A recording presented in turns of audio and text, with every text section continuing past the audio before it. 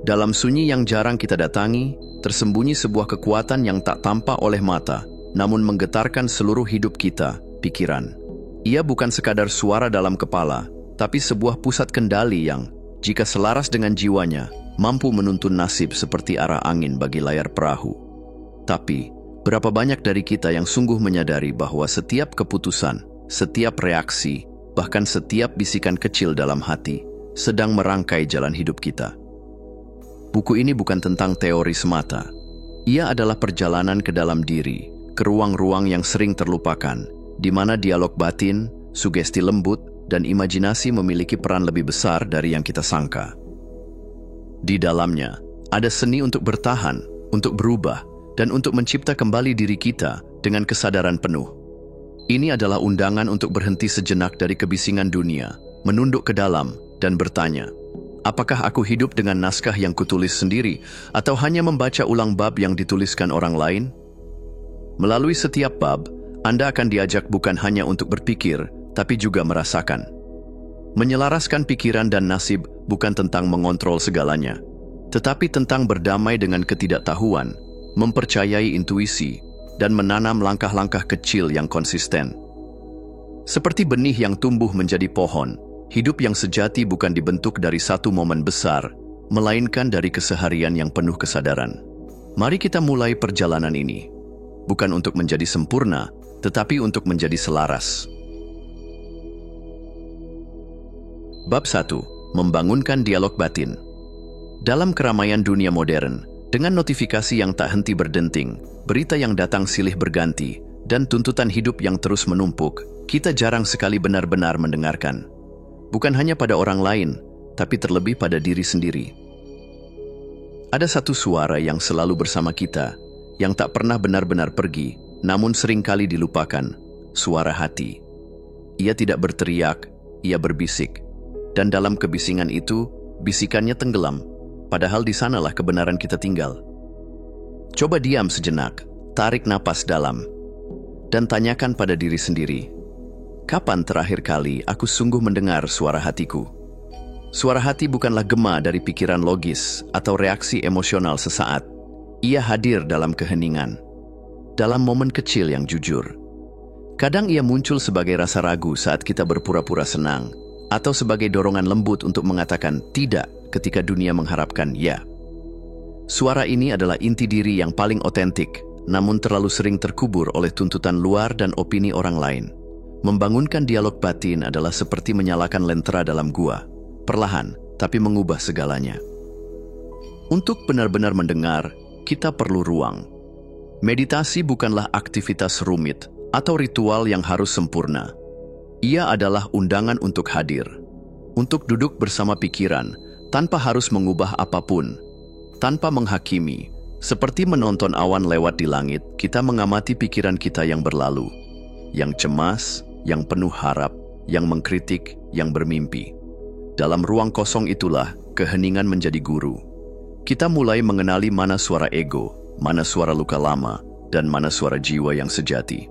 Meditasi bukan sekadar teknik, ia adalah tempat pulang. Ketika tanah batin kita mulai tenang, saatnya menanam. Afirmasi adalah kata-kata yang kita pilih untuk tumbuh. Ia bukan mantra ajaib, tapi benih yang, jika dirawat dengan keyakinan dan konsistensi, akan berakar dalam kesadaran dan mekar dalam tindakan. Bayangkan berkata setiap pagi, "Aku cukup, aku tumbuh, aku layak dicintai."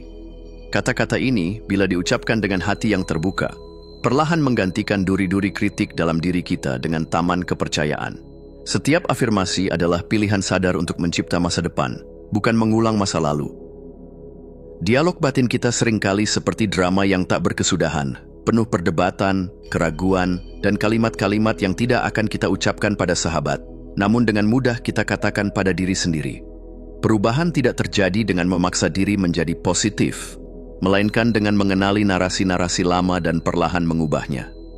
Dari aku tak bisa, menjadi aku sedang belajar. Dari aku gagal, menjadi aku belum berhasil. Ini adalah perjalanan mengalihkan suara dalam dari musuh yang mengkritik, menjadi sahabat yang mendukung. Kepercayaan bukan datang dari luar, ia tumbuh dari dalam. dari keberanian untuk percaya bahwa ada versi diri kita yang lebih kuat, lebih tenang, lebih bijak, dan ia sedang menunggu untuk dikenali. Di antara semua teknik, napas adalah yang paling setia. Ia selalu bersama kita sejak lahir dan akan menemani hingga akhir. Dan justru karena terlalu dekat, kita sering melupakannya. Padahal, dalam tiap tarikan dan hembusan napas, terdapat jembatan antara tubuh dan pikiran. Ketika kita sadar bernapas, kita kembali hadir. Napas menggrounding kita dari masa lalu yang menyakitkan dan masa depan yang menakutkan. Ia membawa kita ke saat ini, tempat di mana kehidupan sungguh terjadi. Dalam satu tarikan napas yang penuh kesadaran, kita bisa membatalkan reaksi otomatis, menenangkan badai dalam kepala, dan membuka ruang untuk pilihan yang lebih selaras. Bab ini adalah pintu. Pintu menuju pertemuan kembali dengan diri sendiri. Ketika dialog batin dibangunkan, kita tidak hanya menjadi pendengar bagi hati sendiri, tetapi juga arsitek dari nasib kita. Dan dari ruang dalam yang sunyi inilah, perubahan sejati mulai dirancang. Bab 2. Kekuatan sugesti yang lembut. Ada kekuatan yang sering diremehkan karena ia tidak membentak, tidak memaksa, tidak menggebrak. Ia datang perlahan, halus, bahkan nyaris tak terdengar. Tapi justru dalam kelembutannya, ia menyelinap masuk, menyentuh akar-akar terdalam kesadaran, lalu mengubah kita dari dalam. Inilah kekuatan sugesti yang lembut, sebuah kekuatan yang tidak melawan, tapi meluluhkan, tidak menaklukkan, tapi menyentuh. Kita hidup di dalam cerita, dan cerita itu dibentuk oleh bahasa. Kata-kata yang kita ucapkan, pikirkan, dan dengar setiap hari perlahan-lahan mengukir keyakinan, menanam identitas, dan membentuk arah hidup kita. Bahasa bukan sekadar alat komunikasi, ia adalah alat penciptaan. Ketika kita mengatakan aku lelah, tubuh kita merespons dengan menyusutkan energi. Ketika kita berkata aku bisa, bahkan sebelum kita yakin, pikiran mulai membuka pintu kemungkinan. Sugesti bukan hanya terjadi saat kita duduk bermeditasi atau mendengarkan afirmasi, ia ada dalam setiap kalimat kasual yang kita ulangi, bahkan tanpa sadar.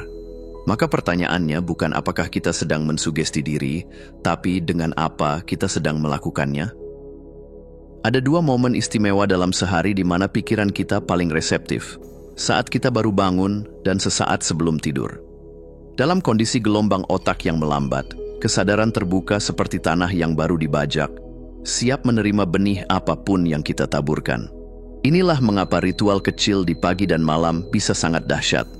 Kalimat seperti, hari ini aku siap menerima keajaiban, atau aku bersyukur untuk semua yang sudah terjadi, bukan sekadar kata-kata manis. Ia adalah program halus yang mengalir ke alam bawah sadar. Seiring waktu, ritual ini membentuk pola pikir, membentuk perasaan, dan pada akhirnya membentuk kehidupan. Sugesti tidak selalu harus besar. Kadang hanya satu kalimat sebelum tidur yang bisa menjadi jangkar tenang di tengah hari yang penuh badai.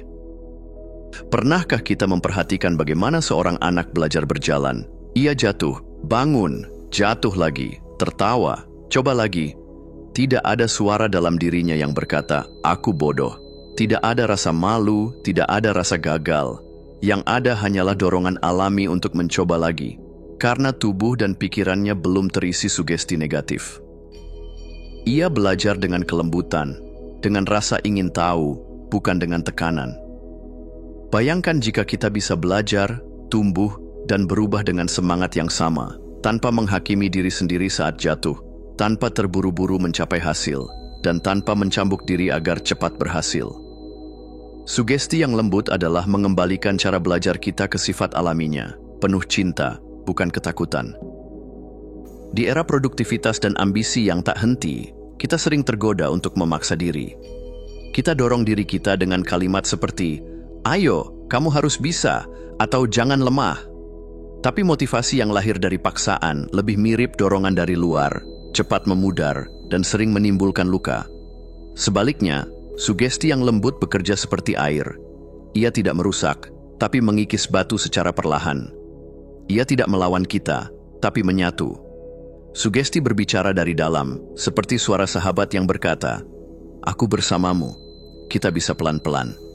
Dan justru dari kelembutan itu, muncul kekuatan sejati.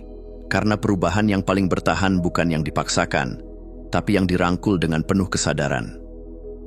Satu afirmasi yang diulang setiap pagi bisa memengaruhi cara kita tersenyum pada orang lain, cara kita menangani konflik, bahkan cara tubuh kita merespons stres. Dari satu pikiran yang lembut bisa lahir tindakan kecil, lalu keputusan, lalu pola hidup baru. Seperti domino, satu sugesti bisa memicu efek beruntun, dari pikiran ke emosi, ke tubuh, ke hubungan, dan ke dunia di sekitar kita. Dan karena sugesti bekerja pelan-pelan, hasilnya pun kadang tak terlihat di hari pertama. Tapi seperti matahari yang perlahan mengusir embun, ia bekerja pasti. Kita mulai merasa lebih damai, lebih ringan, lebih terbuka, dan tanpa sadar, kita mulai menjadi versi diri yang lebih selaras, lebih kuat, lebih sejati. Bab ini adalah undangan untuk berteman dengan diri sendiri. Untuk berbicara dengan diri seperti kita berbicara pada anak kecil yang sedang belajar berjalan, penuh dorongan, tapi tanpa paksaan, penuh harapan, tapi tanpa tekanan. Karena saat kita memilih kelembutan sebagai kekuatan, kita mulai menyadari, kita tidak harus melawan dunia untuk berubah. Kita hanya perlu kembali mendengar suara-suara kecil yang menyembuhkan, dan memeluknya setiap hari. Bab 3. Harmoni kehendak dan imajinasi. Di dalam diri kita terdapat dua kekuatan besar, kehendak dan imajinasi. Kehendak adalah kekuatan fokus, dorongan sadar untuk mencapai sesuatu.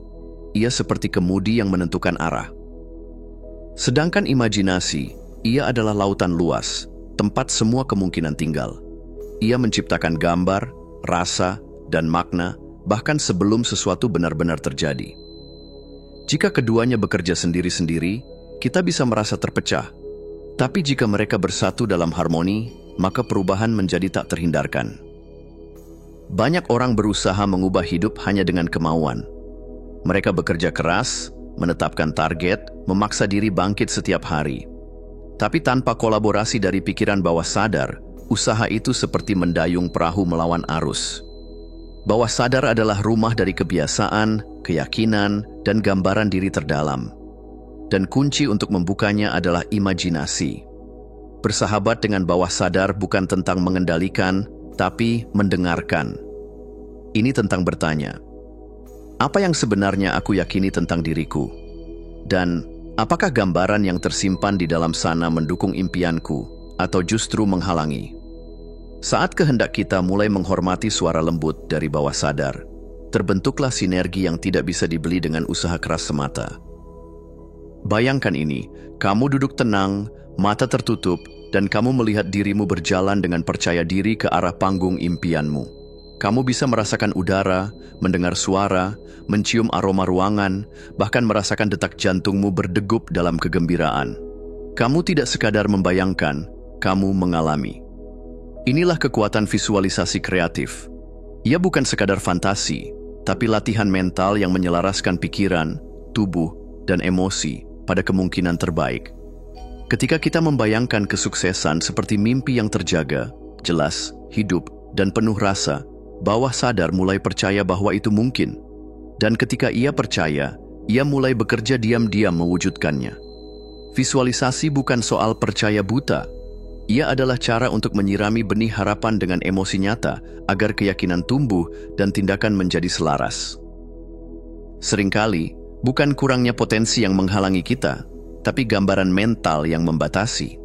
Seperti tembok transparan yang tidak kita sadari ada, dibangun dari pengalaman lama, kata-kata yang menyakitkan, atau kegagalan yang belum pulih. Mental block sering menyamar sebagai suara logis. Kamu bukan orang yang seperti itu, atau itu bukan untukmu. Tapi suara itu bukan kebenaran. Itu hanya rekaman lama. Dan kita punya kekuatan untuk mengubah kasetnya. Dengan mengidentifikasi, mengampuni, dan mengganti gambaran-gambaran itu, kita membuka jalan baru di dalam diri. Imajinasi kita tidak lagi dikurung oleh masa lalu, tapi menjadi taman tempat masa depan tumbuh. Bayangkan Thomas Edison yang dianggap terlalu bodoh untuk belajar oleh gurunya. Atau Oprah Winfrey yang pernah mengalami pelecehan dan ditolak berkali-kali dalam karirnya. Apa yang membedakan mereka bukan hanya kerja kerasnya, tapi juga imajinasi tentang siapa mereka bisa menjadi, bahkan ketika dunia belum melihatnya. Tokoh-tokoh ini bukan hanya melawan rintangan, mereka mengubahnya menjadi bahan bakar. Mereka tidak membiarkan batasan eksternal menjadi batasan internal. Mereka memelihara visi dan terus menghidupinya dalam pikiran dan perasaan, bahkan sebelum dunia memberi validasi. Dan akhirnya, dunia pun ikut menyusul.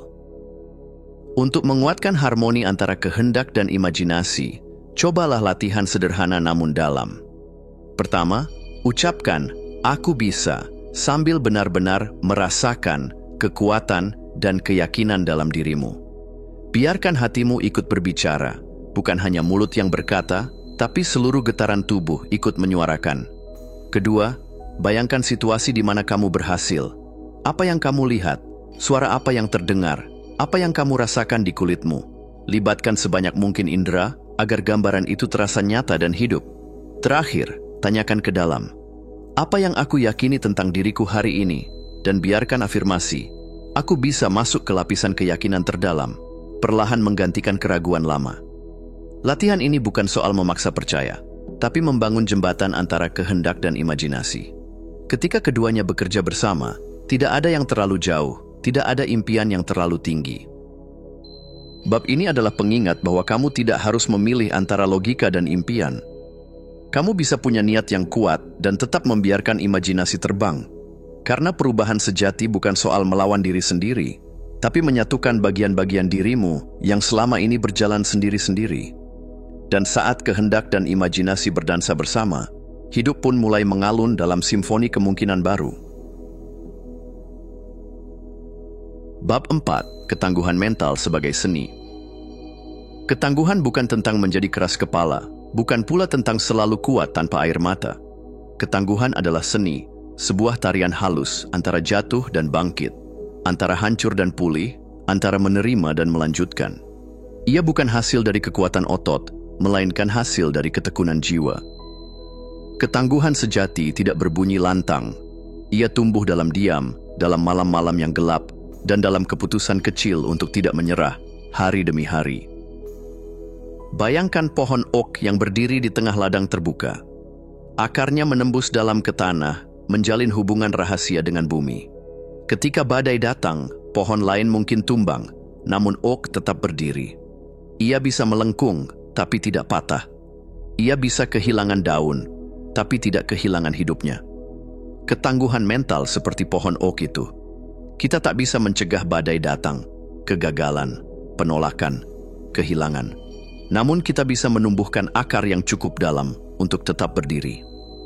Akar itu adalah prinsip, nilai, dan keyakinan yang tumbuh dari pengalaman, refleksi, dan niat untuk tetap bertumbuh, tak peduli apapun yang terjadi di permukaan. Kita sering melihat kegagalan sebagai akhir cerita. Tapi dalam dunia alam, kematian satu daun menjadi makanan bagi tanah tempat kehidupan baru tumbuh. Begitu pula kegagalan, ia bukan sampah, melainkan pupuk. Reframing, melihat ulang kegagalan dari sudut pandang berbeda, adalah seni transmutasi. Ketika kita mampu berkata, "Apa yang bisa aku pelajari dari ini?" maka luka itu mulai berubah menjadi kebijaksanaan. Setiap kesalahan menjadi pelatihan tersembunyi. Setiap penolakan menjadi pengasahan karakter. Dalam cara ini, kita tidak hanya menjadi tangguh, tapi juga menjadi lebih dalam, lebih bijak, dan lebih manusiawi. Banyak orang mengira ketangguhan mental hanya soal kekuatan batin. Padahal, pikiran yang tangguh membutuhkan perawatan fisik yang penuh cinta. Tidur yang cukup adalah pemulih alami trauma mikro dalam pikiran. Gerakan tubuh, dari olahraga ringan hingga berjalan kaki, melepas hormon kebahagiaan yang memperkuat daya tahan emosional. Dan makanan? Ia bukan sekadar bahan bakar, tapi juga pesan kimia yang mengirim sinyal ke otak. Kamu aman, kamu dijaga. Ketangguhan tidak tumbuh di tanah yang lelah. Ia butuh ruang istirahat, tawa, sentuhan alam, dan kebiasaan kecil yang menyayangi tubuh.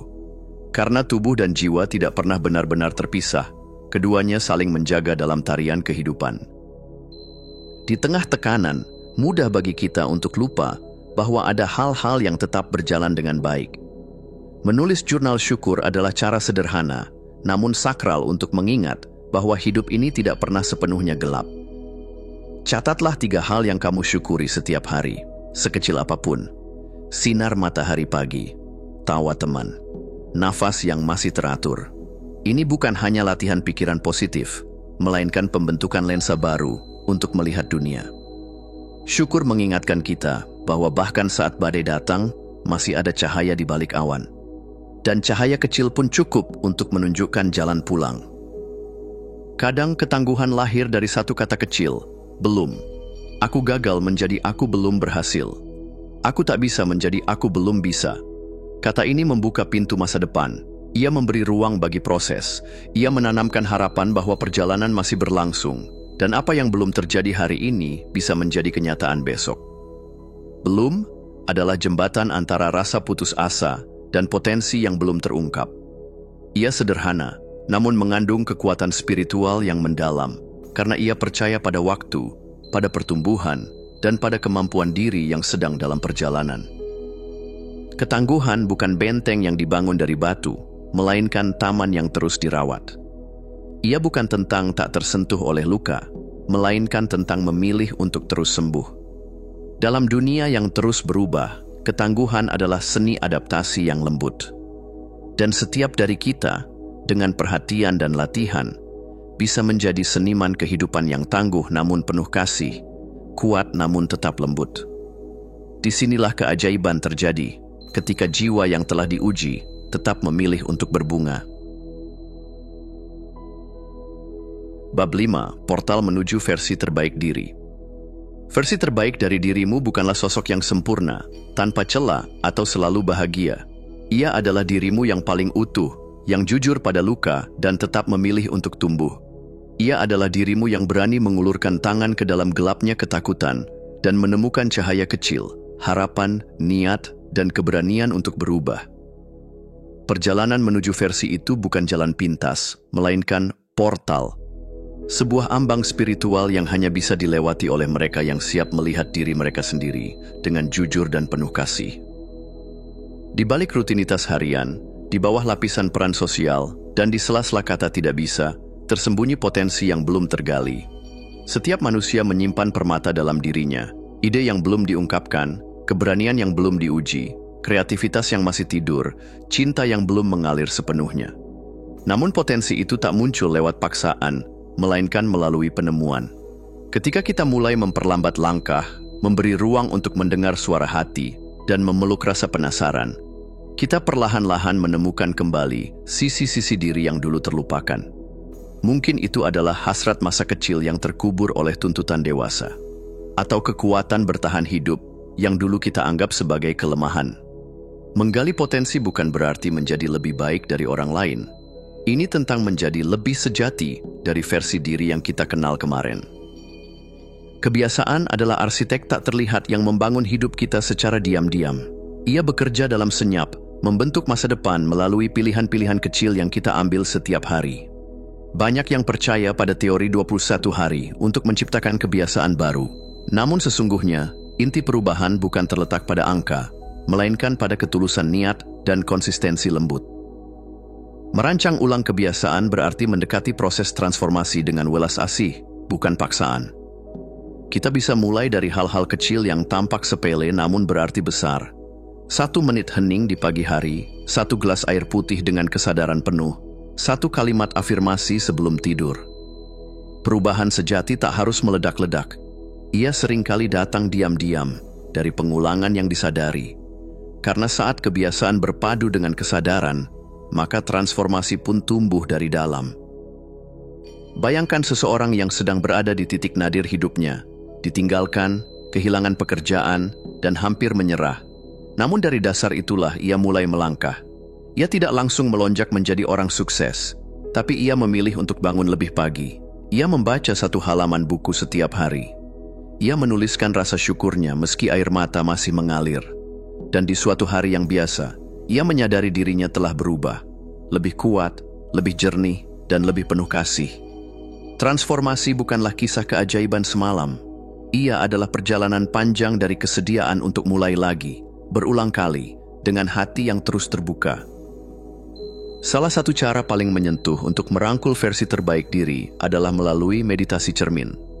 Caranya sederhana, berdiri di depan cermin, menatap matamu sendiri, menarik napas perlahan, lalu ucapkan, "Aku melihatmu, aku mendengarmu, aku bersamamu." Dalam keheningan momen itu, kamu mungkin melihat luka lama muncul ke permukaan. Tapi bersamaan dengan itu, kamu juga akan menyadari adanya kekuatan yang perlahan tumbuh dalam diam. Meditasi cermin bukanlah tindakan narsistik. Ini adalah keberanian untuk hadir sepenuhnya di hadapan diri sendiri, tanpa topeng, tanpa naskah, tanpa penilaian. Dan di sanalah letak pintu untuk menyatu kembali dengan rumah batin yang lama kita tinggalkan. Mengucapkan, "Aku cukup baik," bisa menjadi langkah pertama yang menyentuh. Tapi afirmasi yang benar-benar mengakar seringkali lahir dari ketepatan, seperti panah yang diarahkan pada sasaran yang jelas. Afirmasi yang spesifik menanamkan keyakinan lebih dalam dan terarah. Daripada hanya berkata, "Aku layak bahagia," kita bisa memilih kata-kata yang lebih menyeluruh seperti, "Aku layak memiliki hubungan yang saling mendukung dan penuh cinta." Atau, "Aku terus berkembang menjadi pribadi yang hadir dan berani." Bahkan, setiap hari, aku semakin mampu melihat potensi terbaikku. Kata-kata bukan hanya suara yang lewat di udara. Mereka adalah program energi. Dan saat kita memilih kata-kata yang sesuai dengan arah jiwa kita sedang menulis ulang naskah hidup ini dari dalam keluar. Menjadi versi terbaik diri bukan berarti menjadi orang yang berbeda.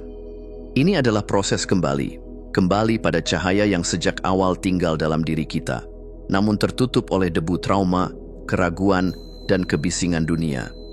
Portal itu bukan berada di luar sana, tapi ada di dalam. Dan hanya kamu yang memegang kunci untuk membukanya. Jangan takut untuk melangkah masuk, karena versi terbaik dari dirimu sedang menunggumu di sisi lain. Bukan untuk menghakimi, tapi untuk merangkul, memeluk, dan berkata, "Akhirnya kamu pulang." Bab 6. Menari dengan perubahan. Perubahan bukan ancaman, ia adalah tarian kehidupan yang tak pernah berhenti. Dalam geraknya yang terkadang tak terduga, tersembunyi undangan untuk bertumbuh, untuk menjadi, untuk menyatu lebih dalam dengan arus semesta. Tapi seringkali, kita menggenggam terlalu erat hal-hal lama, keyakinan usang, kebiasaan nyaman, bahkan identitas palsu, karena takut kehilangan pijakan. Padahal, untuk bisa terbang, kupu-kupu harus rela meninggalkan kepompongnya. Bab ini adalah tentang menyelaraskan diri dengan perubahan. Bukan sebagai korban, bukan sebagai penolak, tapi sebagai penari yang meresapi setiap irama, bahkan saat nadanya berubah tak terduga. Dalam filosofi sungai, kita belajar seni beradaptasi tanpa kehilangan jati diri. Air tak pernah bertengkar dengan batu. Ia tidak memaki tikungan atau marah pada turunan. Ia hanya mengalir, lembut, sabar, tapi tak terbendung. Ia bisa berubah arah, melewati celah, bahkan membentuk lembah, namun ia tetap air. Begitulah seharusnya kita menghadapi perubahan. Bukan dengan melawan, tetapi dengan mengalir bersamanya. Bukan dengan pasrah buta, tapi dengan hadir penuh. Karena saat kita bersedia menyesuaikan bentuk tanpa mengorbankan inti, kita menemukan kekuatan yang tak bisa dipatahkan. Banyak penderitaan berasal dari satu ilusi, bahwa kita bisa mengendalikan segalanya. Padahal hidup adalah tarian semesta, penuh dinamika yang jauh melampaui logika kita. Kita bisa menetapkan niat, tapi bukan hasil. Kita bisa memberi usaha terbaik, tapi tak bisa menjamin hasil sesuai harapan. Dan justru di sanalah kebebasan sejati lahir, ketika kita berhenti menggenggam dan mulai mempercayai. Melepaskan kendali bukan menyerah. Ia adalah tindakan berani untuk hidup dalam keterbukaan. Untuk berkata, "Aku tak tahu apa yang akan terjadi, tapi aku percaya bahwa apapun itu, aku akan bisa menari bersamanya." Cobalah sebuah latihan sederhana. Ambillah momen hening, duduklah dengan tenang, pejamkan mata, dan bayangkan dirimu sedang meletakkan satu demi satu atribut lama. Bayangkan kamu meletakkan label yang diberikan orang lain, ekspektasi masa lalu yang tak lagi relevan, ketakutan yang bukan milikmu, serta narasi, "Aku harus," yang selama ini membebani. Ucapkan dalam hati, "Aku rela melepas ini sekarang. Aku membebaskan diriku untuk menjadi baru." Rasakan ringan itu. Rasakan ruang yang terbuka untuk hal-hal yang lebih selaras. Proses ini bukan soal kehilangan, melainkan membuat ruang. Karena hanya wadah yang kosong yang bisa menerima air segar. Perubahan tak selalu datang dalam bentuk revolusi besar. Seringkali, ia lahir dalam kesunyian, dalam kebiasaan kecil yang konsisten, dalam keberanian memilih hal yang lebih baik hari ini dibanding kemarin. Satu napas sadar, satu pilihan sehat, satu maaf yang tulus. Perubahan mikro ini seperti tetesan air yang akhirnya membentuk gua, seperti embun yang akhirnya memenuhi bunga. Jangan remehkan satu langkah. Karena langkah kecil yang dilakukan setiap hari lebih kuat dari niat besar yang tak pernah dijalankan. Lalu, ada kisah kupu-kupu, sebuah metafora abadi tentang transformasi. Dalam keheningan kepompong, ulat mengalami kehancuran total. Tubuh lamanya larut menjadi cairan. Ia tak lagi ulat, belum menjadi kupu-kupu. Ia berada dalam kegelapan antara. Tapi justru dari kegelapan itu, sayap mulai tumbuh. Kita pun sering berada dalam ruang seperti itu. Tak lagi siapa kita dulu, belum menjadi siapa kita nanti. Periode transisi yang tak pasti, tak nyaman, tak jelas. Tapi percayalah, itulah ruang transformasi sejati. Jangan takut jika hidup terasa hancur. Itu mungkin bukan akhir, itu mungkin proses menjadi. Dan saat waktunya tiba, sayap akan terbentuk. Kau akan terbang. Dan dunia akan menyambut versi baru dari dirimu yang lebih indah, lebih bebas, lebih sejati. Perubahan tidak menuntutmu untuk tahu segalanya. Ia hanya meminta satu hal, keberanian untuk tetap hadir. Karena dalam setiap perubahan, ada kesempatan untuk menari lebih dalam dengan hidup. Dan semakin kau menari dengannya, semakin kau menyadari bahwa kamu tak perlu melawan ombak untuk bisa sampai ke pantai. Kamu hanya perlu belajar berselancar di atasnya. Bab 7. Membungkam kritikus internal. Di dalam setiap diri, tersembunyi sebuah suara. Ia kadang lirih, kadang lantang. Kadang menyamar sebagai kehati-hatian, tapi seringkali hanyalah keraguan yang menyamar sebagai logika. Ia mengomentari setiap langkah, mempertanyakan keputusan, bahkan mengecilkan keberhasilan. Inilah sang kritikus internal, suara yang tidak kita undang, tapi tinggal begitu lama hingga terasa seperti bagian dari identitas kita. Tapi siapa bilang kita harus mendengarkannya? Bab ini bukan tentang memerangi suara itu dengan kekerasan, melainkan tentang memeluk dan melampauinya. Mengubah hubungan kita dengannya. Dari musuh yang membatasi menjadi cermin yang menyadarkan. Keraguan diri tidak lahir dari kehampaan. Ia bertumbuh dari kata-kata yang pernah dilemparkan tanpa sadar, seperti jangan begitu, nanti salah, atau kamu terlalu pemalu, atau bahkan komentar yang tampak sepele seperti nilaimu kok segini saja. Kalimat-kalimat sederhana ini, yang mungkin dimaksudkan untuk mendidik atau melindungi, justru perlahan-lahan menyusup ke dalam pikiran dan menetap sebagai narasi internal. Sedikit demi sedikit, kita menyerapnya sebagai kebenaran. Tanpa sadar, kita mengizinkan suara orang lain membentuk cerita batin kita. Masa kecil, lingkungan, bahkan budaya bisa menanamkan pola pikir bahwa kita tidak cukup baik, tidak cukup pintar, tidak cukup layak. Tapi kini, kita bukan lagi anak kecil. Kini, kita memiliki pilihan untuk menentukan suara mana yang pantas bertahan di dalam kepala kita. Bayangkan jika kamu memiliki sosok di dalam dirimu yang selalu berpihak padamu. Bukan pengkritik, tapi pemandu. Seseorang yang tahu betul kekuatanmu, yang hadir bukan untuk menghakimi, tetapi untuk menyemangati dan mencintai.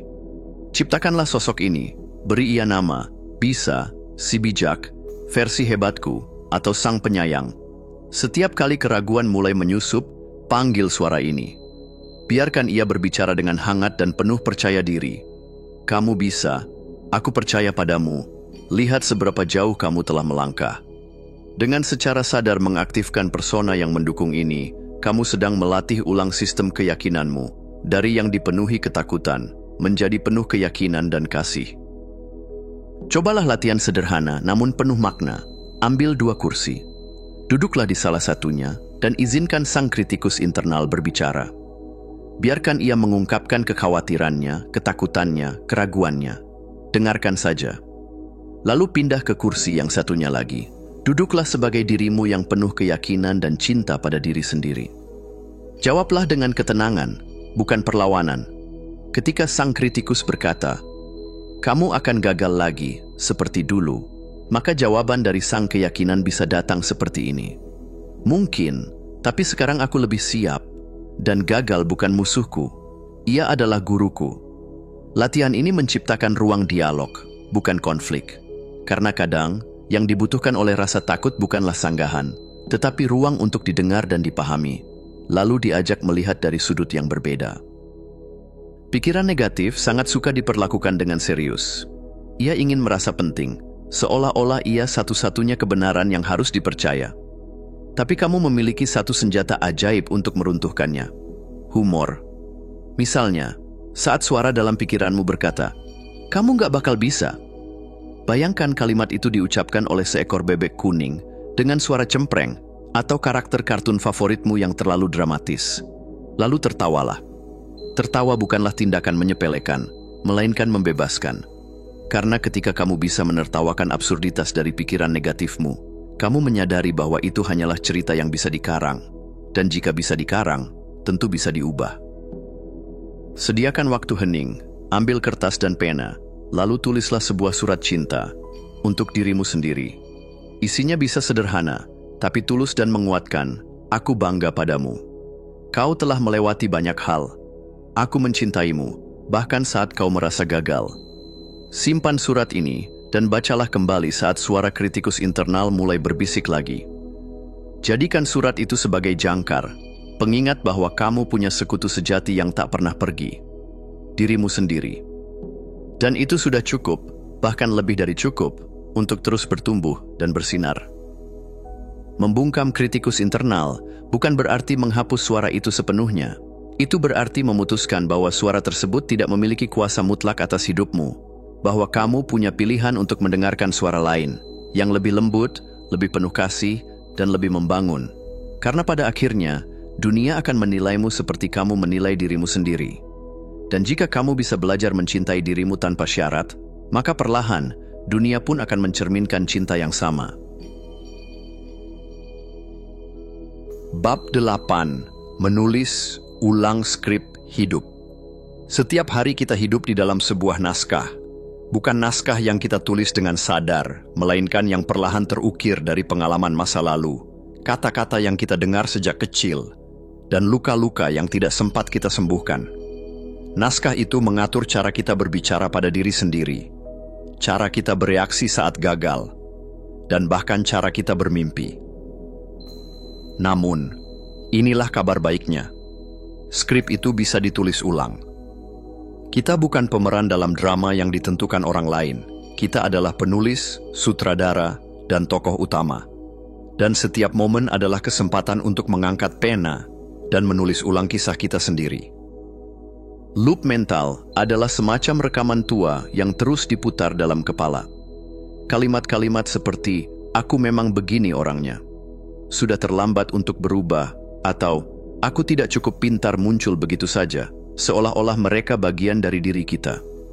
Namun, sesungguhnya itu hanyalah gema masa lalu yang belum kita sadari sepenuhnya.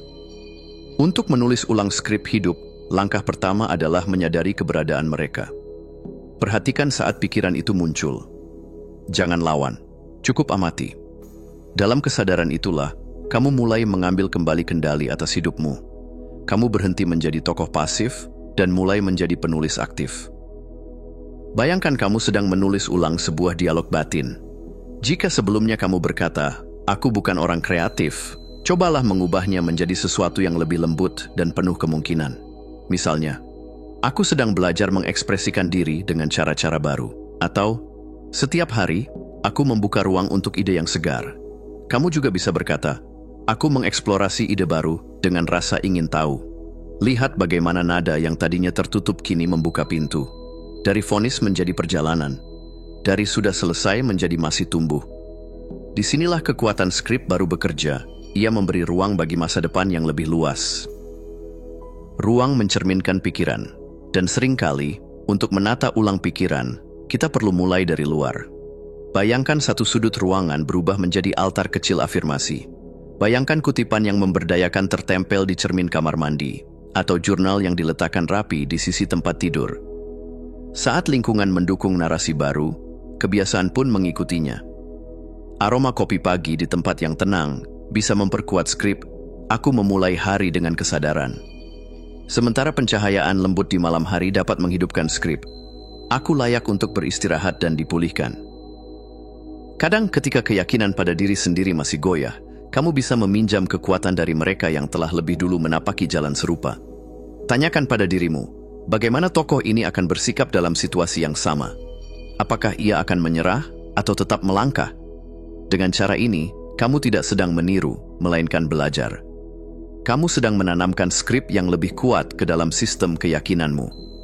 Dan perlahan, skrip itu tumbuh menjadi bagian dari dirimu. Karena inspirasi sejati bukan tentang menyalin, tapi tentang mengingat bahwa kamu juga punya potensi yang sama. Beberapa skrip lama tidak cukup hanya ditulis ulang, mereka perlu dilepaskan dengan penuh kesadaran. Cobalah tulis di selembar kertas naskah-naskah lama yang ingin kamu tinggalkan. Kalimat-kalimat seperti, aku tidak cukup, aku selalu gagal, atau aku harus menyenangkan semua orang. Setelah itu, bakarlah kertas tersebut dengan hati-hati dan dalam ruang yang aman. Biarkan api menjadi saksi perubahan batinmu. Rasakan bahwa kamu sedang menyatakan niat, aku tidak hidup di bawah skrip ini lagi. Dan saat abu menjadi penutup, bukalah halaman baru. Ambil pena dan tulislah kisah yang lebih selaras dengan jiwamu. Satu kalimat, satu bab, satu kehidupan yang baru.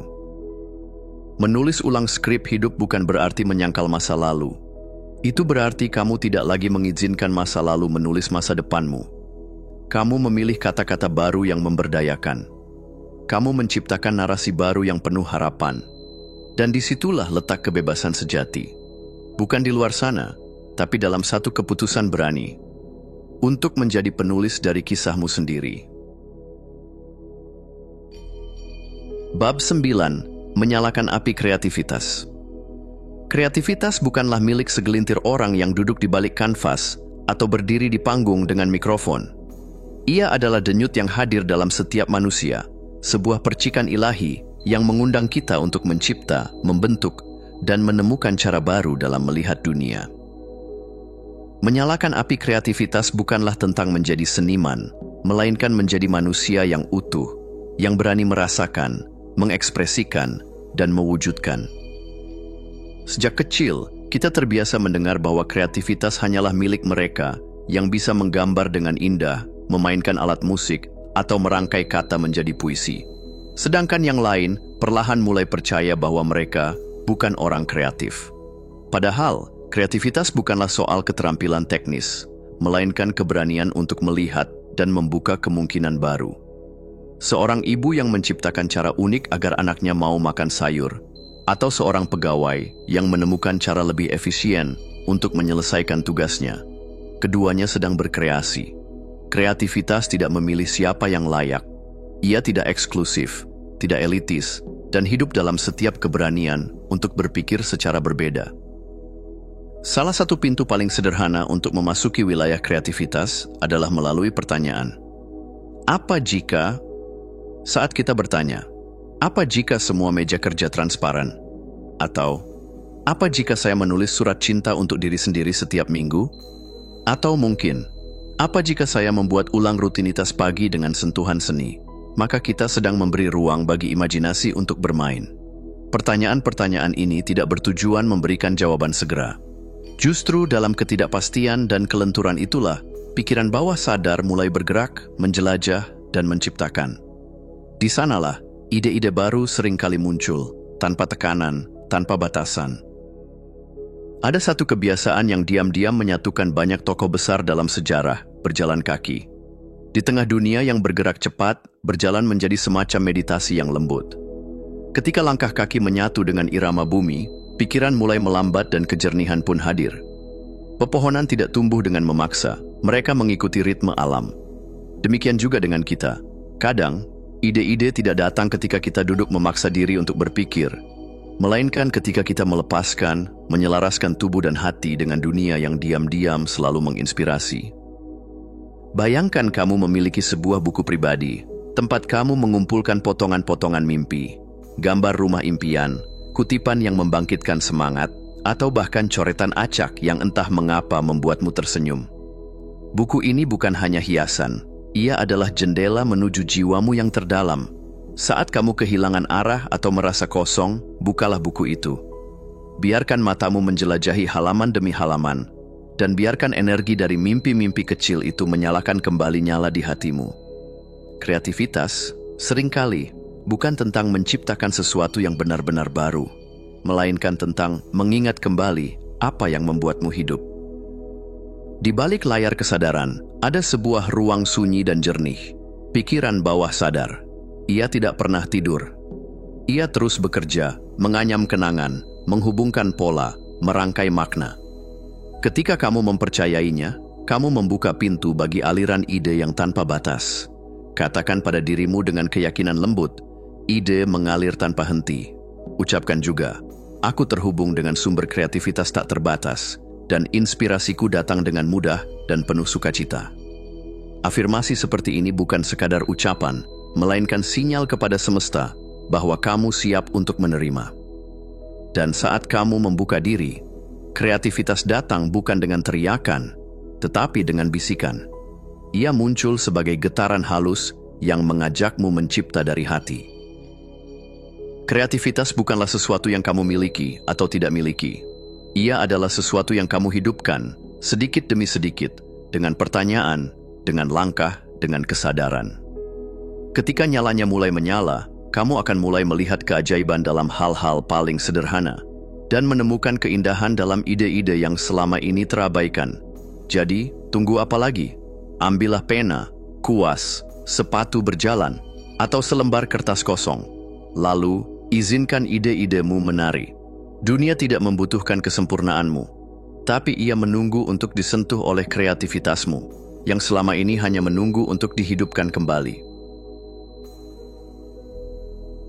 Bab 10. Kesatuan pikiran dan dunia nyata. Pikiran kita bukanlah entitas terpisah dari dunia yang kita huni. Sebaliknya, ia adalah benang yang menjalin kita dengan alam semesta, suatu getaran yang memengaruhi segala sesuatu di sekitarnya. Dalam keseharian kita sering terjebak dalam ilusi bahwa pikiran dan dunia fisik beroperasi secara terpisah. Namun, kenyataannya, keduanya adalah dua sisi dari koin yang sama. Pikiran yang kita memiliki kekuatan untuk membentuk realitas yang kita jalani, dan dunia luar menjadi cermin bagi keadaan batin kita. Ketika kita memahami bagaimana keduanya saling berinteraksi, kita mulai melihat kekuatan yang tak terbatas di tangan kita. Hukum resonansi menyatakan bahwa segala sesuatu di alam semesta ini bergetar pada frekuensinya masing-masing. Begitu pula dengan kita. Pikiran, perasaan, dan keyakinan kita adalah bentuk vibrasi yang menggetarkan dunia sekitar. Jika pikiran kita dipenuhi dengan rasa takut, keraguan, atau kekhawatiran, kita akan menarik pengalaman yang serupa.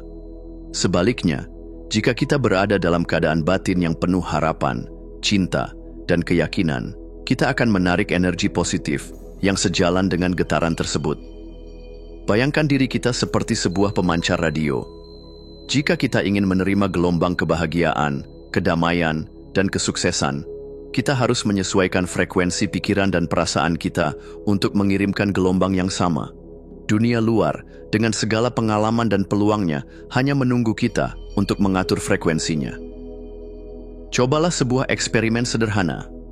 Dalam interaksi sehari-hari, fokuslah untuk membawa sikap positif, senyum, ketenangan, dan rasa hormat. Amati bagaimana orang-orang di sekitar mulai merespons dengan cara yang lebih positif. Mereka mungkin membalas senyumanmu, memberikan ruang, atau bahkan menawarkan bantuan tanpa diminta. Sebaliknya, jika kita memasuki ruang dengan sikap cemas atau marah, kita cenderung menarik reaksi serupa dari orang lain. Sikap internal kita adalah benih yang menumbuhkan buah-buah interaksi eksternal. Dengan mengubah cara kita melihat dunia, kita tidak hanya mengubah diri kita sendiri, tetapi juga cara dunia merespons kita. Setiap hari adalah peluang untuk bereksperimen dengan cara kita berinteraksi, untuk melihat betapa dalamnya kekuatan yang kita miliki untuk memengaruhi dunia sekitar. Dalam setiap hubungan, ada sebuah prinsip dasar yang berlaku, keseimbangan antara memberi dan menerima. Ini bukan tentang persentase atau perhitungan yang cermat, melainkan tentang keselarasan aliran energi. Memberi tanpa mengharapkan imbalan bukanlah tentang pengorbanan, melainkan sebuah tindakan yang memperkaya kedalaman diri kita. Begitu pula dengan menerima. Membuka hati untuk menerima adalah pengakuan bahwa kita layak mendapatkan kebaikan yang datang. Namun, keseimbangan ini tidak hanya berlaku dalam hubungan antar manusia. Ini juga berlaku dalam hubungan kita dengan alam semesta. Ketika kita memberi kepada dunia, baik itu dalam bentuk kebaikan, cinta, atau perhatian, kita membuka ruang untuk menerima kembali. Bukan hanya dalam bentuk material, tetapi dalam bentuk kebahagiaan, pengalaman, dan pertumbuhan. Pencapaian besar tidak datang dalam satu lompatan besar. Ia datang melalui langkah-langkah kecil yang kita ambil setiap hari. Seringkali, kita terjebak dalam impian besar yang seolah-olah tak terjangkau, dan kita merasa putus asa. Namun, ketika kita fokus pada langkah kecil yang dapat kita ambil hari ini, kita mulai merasakan kemajuan yang berkelanjutan. Setiap tindakan, sekecil apapun, adalah investasi dalam masa depan kita. Misalnya, jika tujuanmu adalah menjadi penulis, luangkan waktu 15 menit sehari untuk menulis, tanpa tekanan untuk menghasilkan karya besar. Hasilnya mungkin tampak kecil, tetapi seiring berjalannya waktu, kata demi kata, halaman demi halaman, kamu akan melihat betapa besar perjalanan yang telah kamu capai. Tindakan kecil ini, yang dilakukan dengan konsistensi, akan membentuk kenyataan besar yang kamu inginkan. Akhirnya, untuk menyelaraskan pikiran dan dunia nyata, kita perlu menuliskan niat kita. Tulis sebuah surat untuk diri sendiri yang berisi visi hidup 5 tahun ke depan. Gambarkan dirimu dalam keadaan terbaik. Bagaimana perasaanmu? Apa yang telah kamu capai, dan bagaimana kamu merasakan keberhasilan dan kebahagiaan yang datang dari perjalanan tersebut. Jangan batasi imajinasimu. Biarkan setiap detail hidupmu yang sempurna tercermin dalam kata-kata. Surat ini adalah pengingat untuk diri kita, sebuah kompas yang akan menuntun langkah kita. Ketika hari-hari terasa sulit, atau ketika jalan tampak kabur, surat ini akan menjadi cahaya yang menerangi jalanmu kembali. Ini adalah karya masa depan yang akan membawa kita menuju kesatuan antara apa yang kita pikirkan, rasakan, dan alami. Kesatuan pikiran dan dunia nyata adalah tentang memahami bahwa dunia luar hanyalah pantulan dari dunia dalam kita. Ketika kita mengubah getaran kita, ketika kita menulis ulang skrip hidup kita, ketika kita memberi dan menerima dengan seimbang, kita menyelaraskan diri kita dengan energi yang lebih besar dari sekadar materi.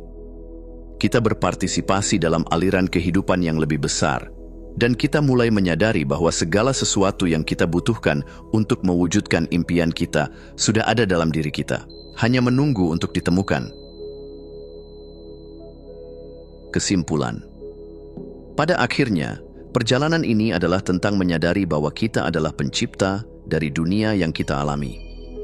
Pikiran kita bukanlah sekadar refleksi dari apa yang kita lihat di luar sana, melainkan kekuatan yang membentuk segala sesuatu yang datang kepada kita. Dalam setiap langkah kita, dari dialog batin yang kita bangun hingga cara kita menanggapi perubahan, kita memiliki kesempatan untuk mengarahkan kapal hidup kita menuju arah yang kita pilih, bukan sekadar mengikuti angin takdir. Kita belajar untuk mendengarkan bisikan hati yang sering tertutup oleh kebisingan dunia, untuk mempercayai kekuatan sugesti yang lembut namun kuat, dan untuk menari bersama perubahan yang terus-menerus. Kita belajar bagaimana ketangguhan mental bukanlah tentang bertahan dalam badai, melainkan tentang bagaimana kita berdiri tegak meski diterpa angin kencang. Kita menulis ulang skrip hidup kita, mengganti narasi yang membatasi dengan cerita yang memberdayakan, dan memulai perjalanan menuju versi terbaik diri kita, satu langkah kecil setiap hari. Kita adalah alkemis dari kehidupan kita sendiri, membentuk realitas dengan setiap pikiran, kata, dan tindakan yang kita pilih. Ketika kita menyelaraskan pikiran dan nasib kita, kita membuka pintu menuju kemungkinan tak terbatas, sebuah dunia di mana kita tidak hanya menjadi pengamat, tetapi juga pencipta. Dunia ini adalah cerminan dari dalam diri kita, dan dengan mengubah cara kita melihat diri kita sendiri, kita mengubah dunia yang kita huni. Inilah saatnya untuk mengambil kendali penuh atas perjalanan hidup ini, untuk menulis cerita kita dengan penuh keyakinan, untuk menyelaraskan pikiran dengan tindakan, dan akhirnya untuk menciptakan nasib yang kita impikan. Jangan ragu untuk melangkah ke depan, karena dunia yang lebih besar menunggu untuk dijelajahi.